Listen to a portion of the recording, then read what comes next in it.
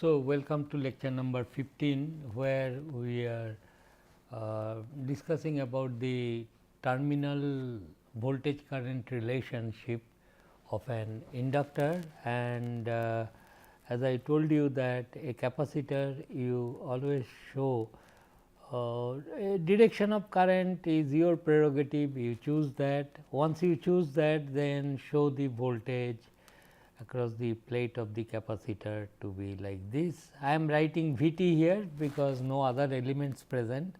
Generally in a circuit, if other elements are present, I will write V c t to indicate capacitor voltage. Anyway, so this is the voltage across the plate of the capacitor. We will not be writing it down in terms of Q, and this is the capacitance. If that be the case, then what happens is this I t is equal to C dV dt, that will be always true. And second thing is a general expression of the voltage across the capacitor is equal to 1 over C and minus infinity to T I dt. So, this thing, that integration of 1 over C minus infinity to 0 minus I dt, how you behaved with the capacitor with currents from minus infinity to 0 minus, that is important, and then 0 minus to 0 plus for a reasonable current source, that will be 0. Then I will that is 0 minus to 0 plus whatever is there, that vanishes in fact for a reasonable current waveform, and then from 0 plus to T I dt. This is a very famous and important equation, every bit of it you try to understand. And then this being 0, this whole thing, this previous history will be encrypted in this number V 0 minus, and that is all, and then plus 0 plus to T present current that you are giving, and this 0 plus now can be treated as 0 for all practical purposes. So, this is the voltage across the plate of the capacitor at any time t, initial voltage plus new current that you are injecting into the plates of the capacitor, that will decide the voltage across the plate. And obviously, V 0 plus from this equation also, as you can see, V 0 plus will be V 0 minus plus 0 plus to 0 plus I dt. This eventually has to be 0, limits being same. So, this is equal to V 0 minus in absence of any impulse current source. So, these two things are important, and then I discussed about the energy storing capability. If at any instant of time the voltage across the plate of the capacitor is V, then the energy stored is this much joules. If C is in farad and V is in volts, this you must remember. So, this is the thing. Now, we will go a bit faster. Similar treatment we will do to a capacitor as we have done in case of inductive circuit. First thing, charging a capacitor, charging a capacitor.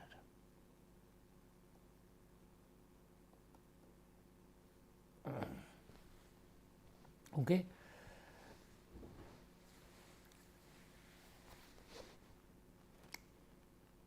To charge a capacitor means what? That why should I charge a capacitor? To store energy, that should be understood. So, one of the circuit is like this.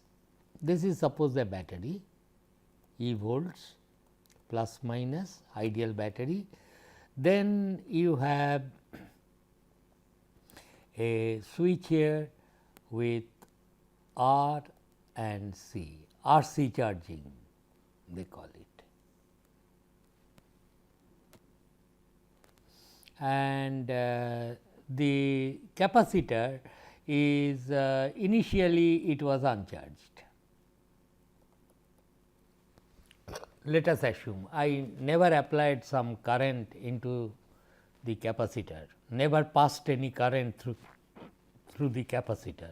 So, V 0 minus was 0, which eventually means that this is equal to V 0 plus, and this is for all practical purposes this is V 0. Now, I will close this switch S at t equal to 0, that is the thing. If I do that, then I expect there will be some EMF I have applied and there will be some current flowing into the circuit at any time t. Suppose this is I t. And if current flows, voltage will build up across the plate of the capacitor, and this voltage, let me write it as V t, capacitor voltage. Then I write down the KVL. Once you do that, this voltage drop is R into I. I is coming like this, so R I, and I we know it is nothing but C dV dt. So, this voltage drop across the plate of the capacitor will be R C dV dt. Now, the KVL equation, I start from this point, go here, there is a voltage rise E minus to plus. From this to this, there is a voltage drop minus R C dV dt, R I, and from this to this, there is a voltage drop plus to minus. I come to this point, then back to this, there is no drop here, and this must be 0. That is the KVL.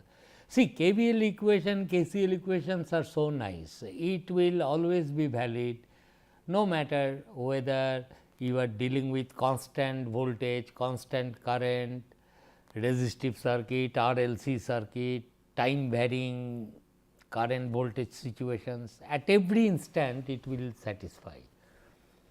So, that is the key. So, this once again I will take it to the right hand side and write it like this is equal to E or dV dt, if you do divide by R C V, I will do it a bit faster. You also are exposed to this at some point or other in your first year course. So, this is the fundamental differential equation.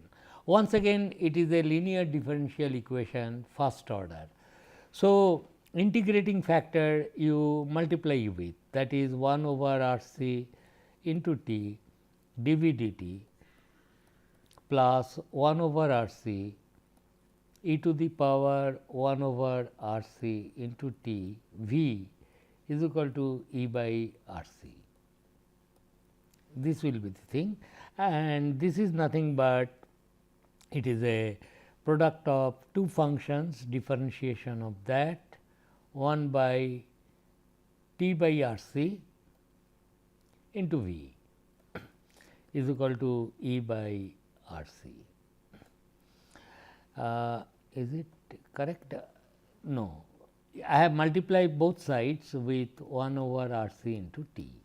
So, it will be e to the power 1 over R C into T. E to the power 1 by R C T is the integrating factor. So, you multiply with this.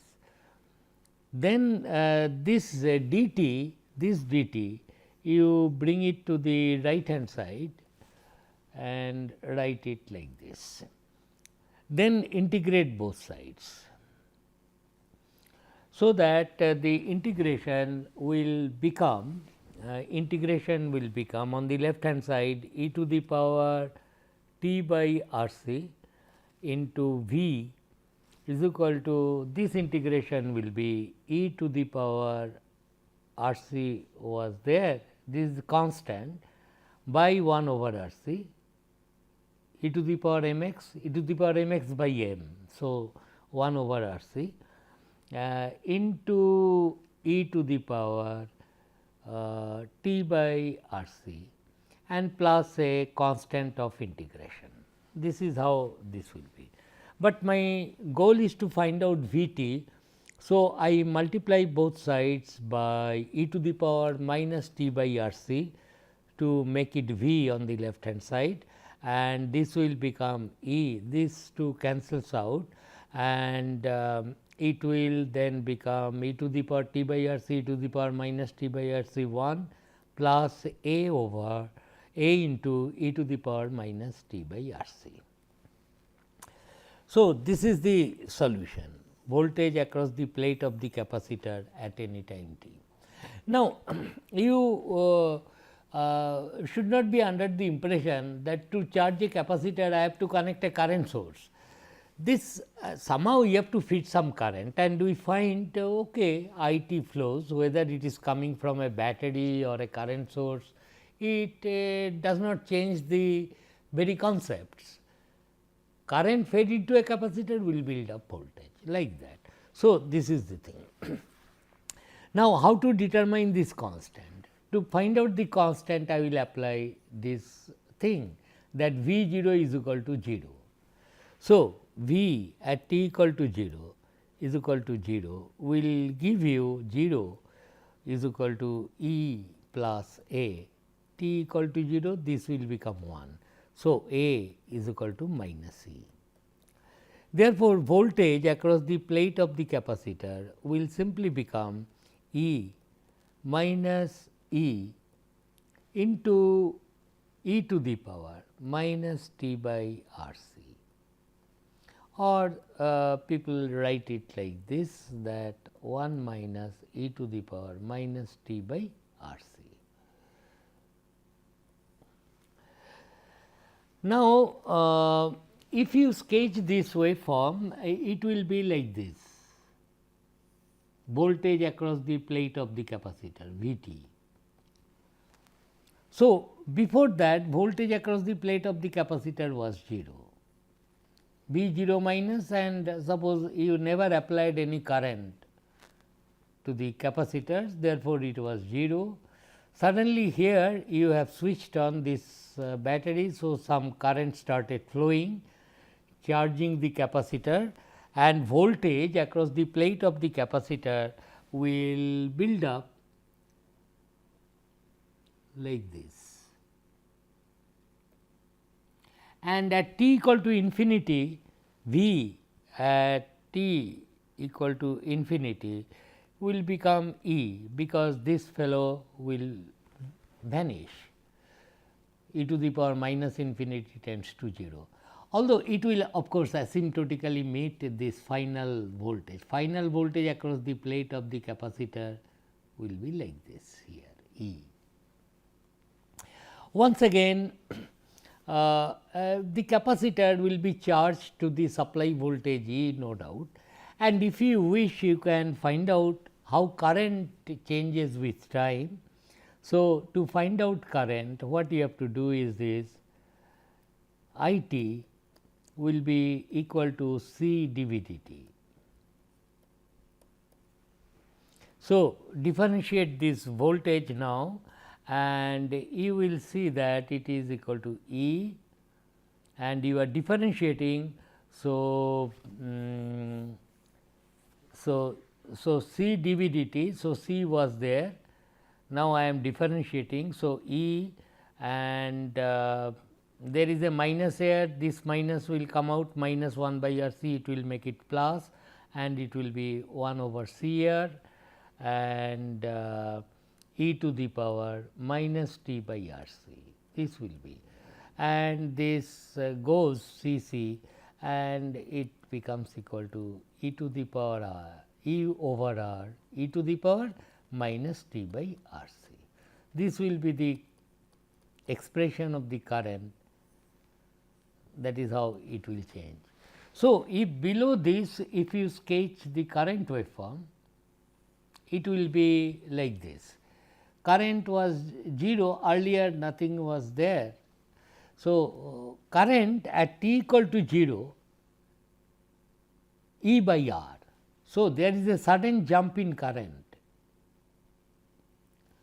What is the magnitude of the current? E by R. And after that, as time passes, this exponentially decays down to 0 with the same time constant as voltage builds up. Now, I have not defined time constant yet, but I can say that voltage across the plate of the capacitor is like this, then I will say that it is equal to E 1 minus e to the power minus t by tau, where tau is equal to 1 over R c is called the time constant of the R C circuit. At t equal to tau,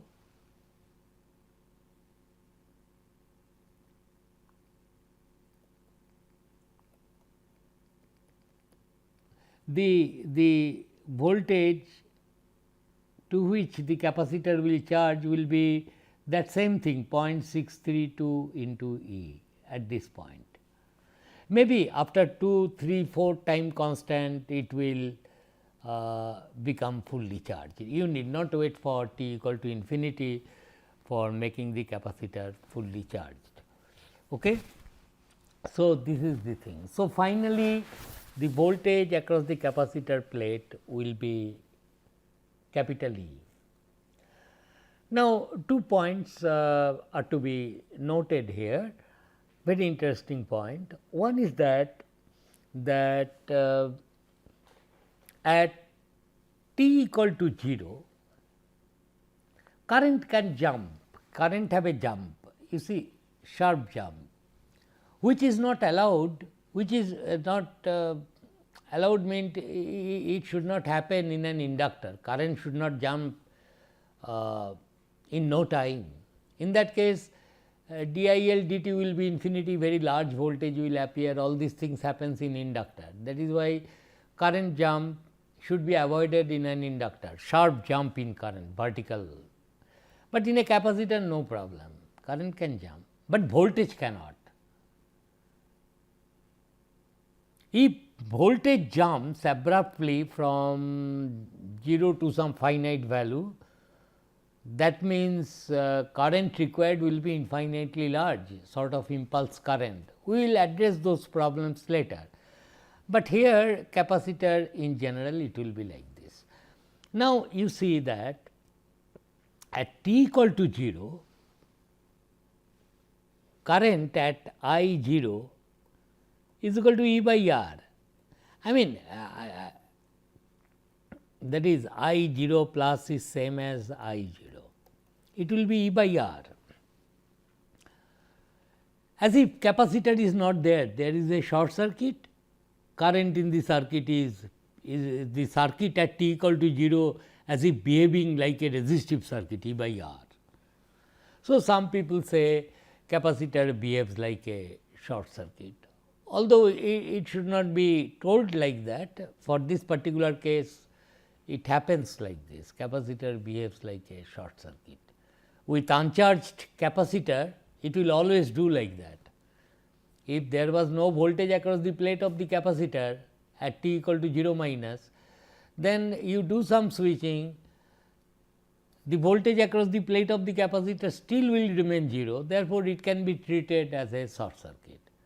But if the capacitor had some initial voltage, then that voltage will be preserved, then it should not be treated as a short circuit. Are you getting? So, anyway, so E by R, but later it is not, capacitor will have some voltage drop and these two voltage drops will give you V.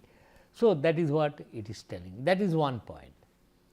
So, some people say an uncharged capacitor initially in a circuit, if you do some switching at t equal to 0, if you are interested to know the currents etc., then you do not have to solve differential equation, put a short circuit across the plate of the capacitor, solve it, this equation tells that, very interesting thing.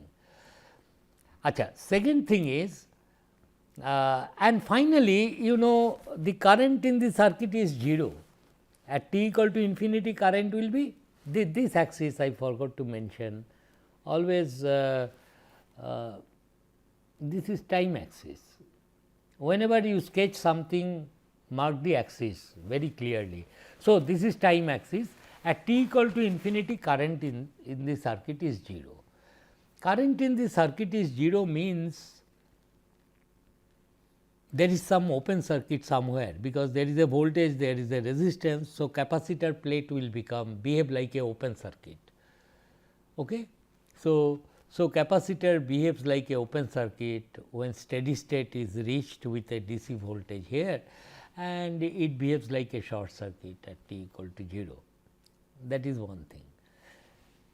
Second interesting thing is that if you keep this switch on for several time seconds, you may be rest assured that the voltage across the plate of the capacitor will be E, and there will be no current flowing in the circuit. So, capacitor will be fully charged to the supply voltage. Hence, it will store energy. What is the final energy stored? It will be half C E square, is not? Now, one interesting thing I would like to point out here. So, capacitor finally stores energy which is equal to half C square, and during this charging procedure, this axis is I T, this is I T. So, if you write down this equation, better let me write, so that this voltage, this curve is V is equal to, use MATLAB and get this curve 1 minus e to the power minus t by tau, and this is I T. How current varies with time? It is E by R into e to the power minus t by tau. Tau is the time constant, which is, oh, I made a mistake here, be careful, t is, tau is R C, product of R C. Please correct that. Product of R C is the time constant, not 1 by R C, and in case of inductive circuit, time constant was L by R, you recall that. Anyway, so this is the thing. So, tau is the time constant.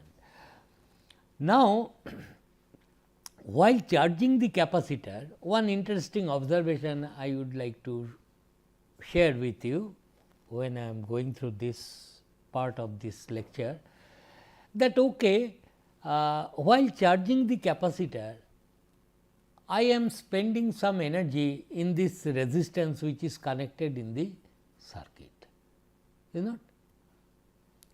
Because during the charging process, current is flowing through the resistance, therefore, I square R loss taking place in the resistance. So, to charge a capacitor to a voltage E, you are also spending some energy in some resistance, is not? Now, let us calculate how much energy we are wasting in charge, because power in a resistor is a wasted power, it cannot be recovered, it is wasted as heat to the environment. Now, the question is how much energy we are let me write it like this. This is very interesting observation. Energy dissipated in R while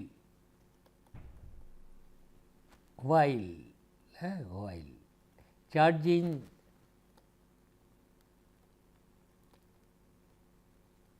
the capacitor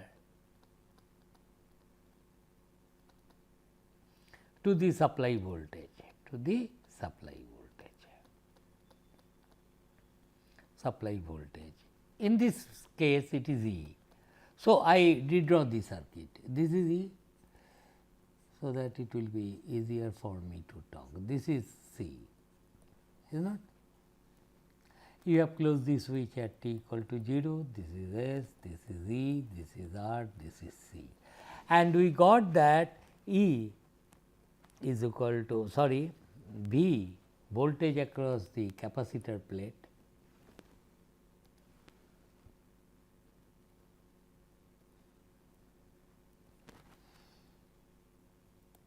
is this one,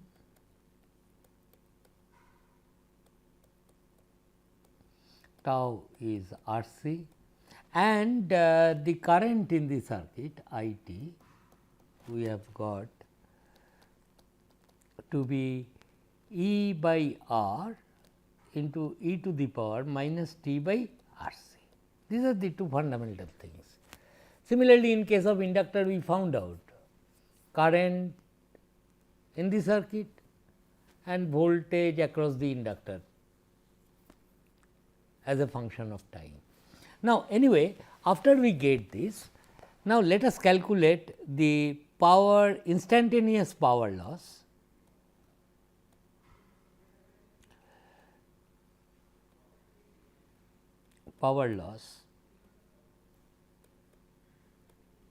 in the circuit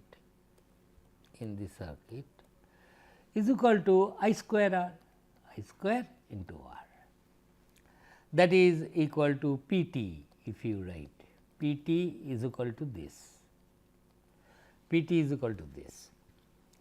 Now, energy dissipated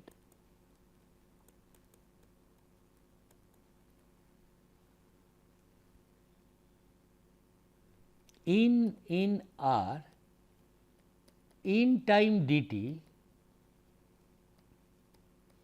will be dw is equal to p into dt. We have done it several times earlier, and this will be equal to I square R into dt.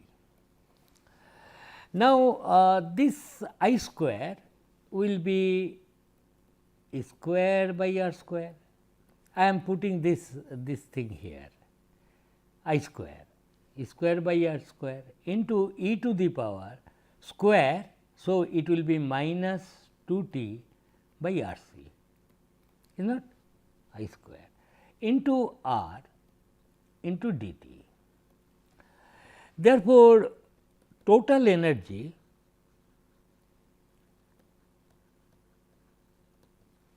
dissipated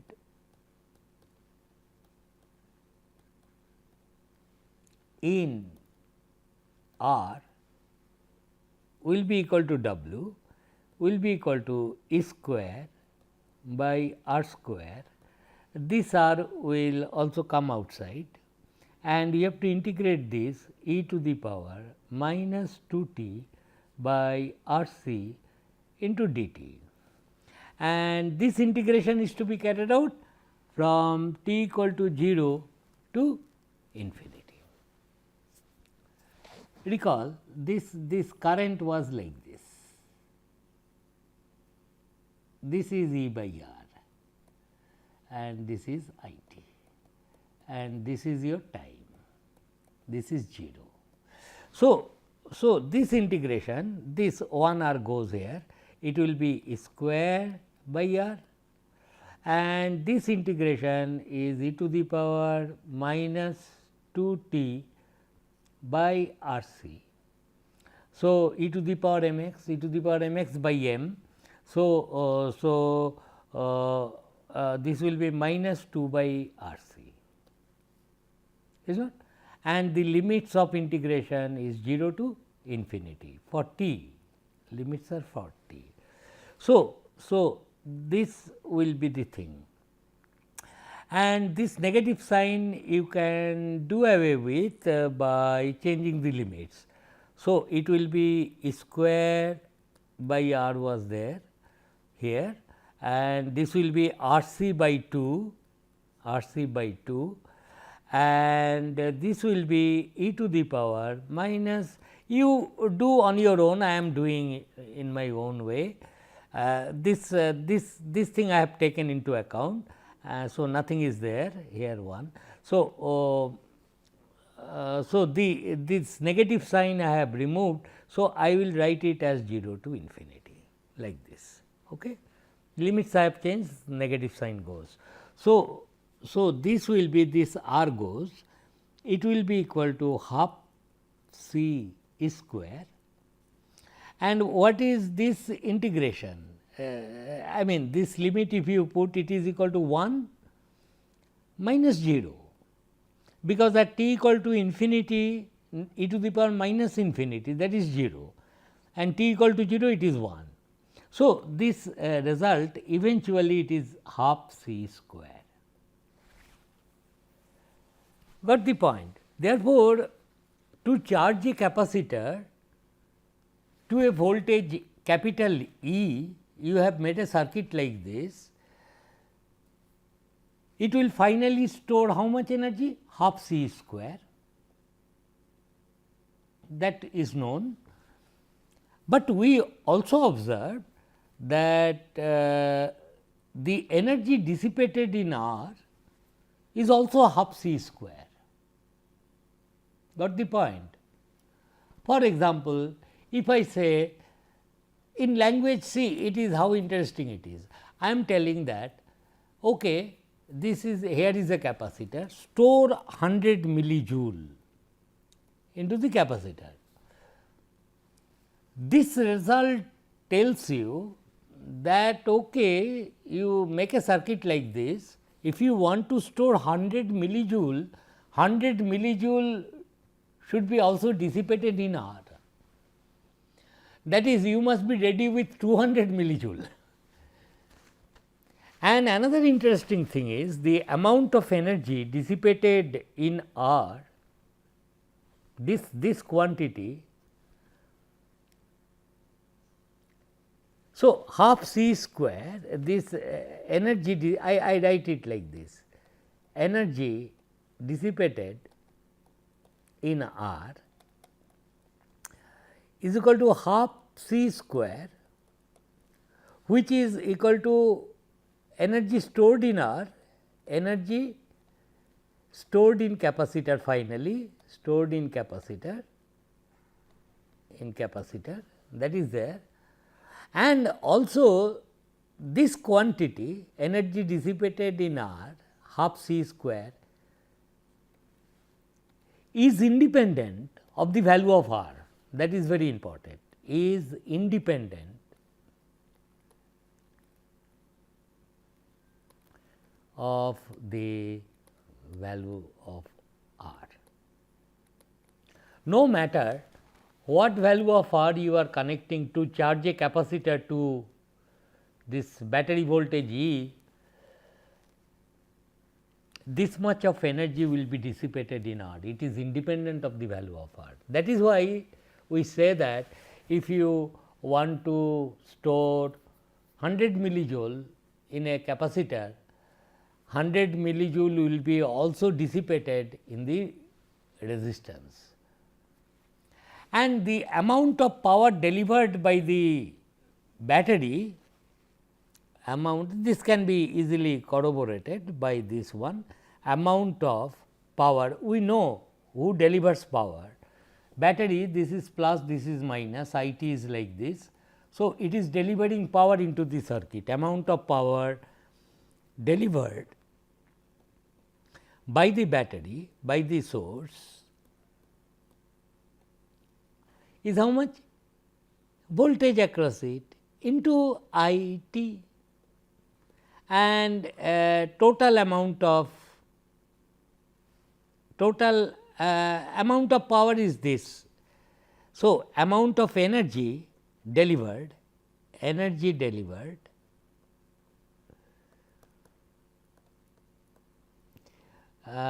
will be W, will be nothing but E I dt, energy delivered by the battery source, and from 0 to infinity.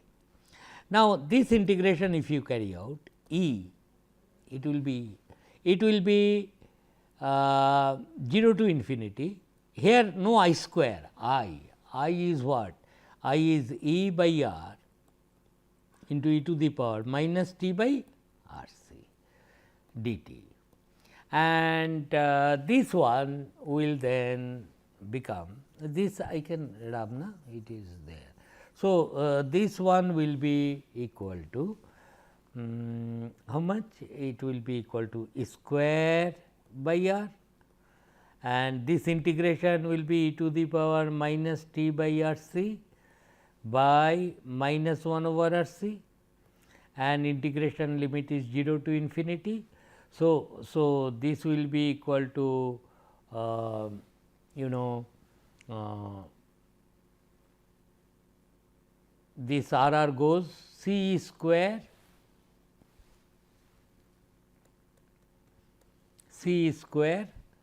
and this is e to the power this same thing minus r c limits you interchange to take care of this negative sign, and it will be equal to c square. And that is true, because energy stored is half c square, must have been supplied by this source, and energy dissipated in R is also half c square, must have been supplied by the source. Therefore, energy supplied by the source should be half c square plus another half c square, that is equal to c square. That is what we have got. Therefore, you see, these are the interesting observations one must make, that is, you to charge a capacitor with certain amount of energy, to store some certain amount of energy x joule, you must be ready that your supply should supply 2x joule.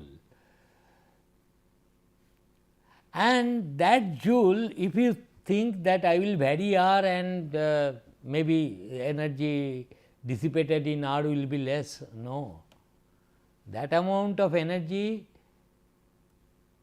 will be dissipated in R, independent on the value of R. Whatever final energy is stored, that amount has to be dissipated in R. So, these are the interesting observations you should make whenever you do some circuit analysis. Energy point, power point is very interesting and important too. It will make your life easier to understand and analyze the results obtained in circuit analysis. Thank you very much. Go through it carefully. Next class we will do discharging of capacitor. Thank you.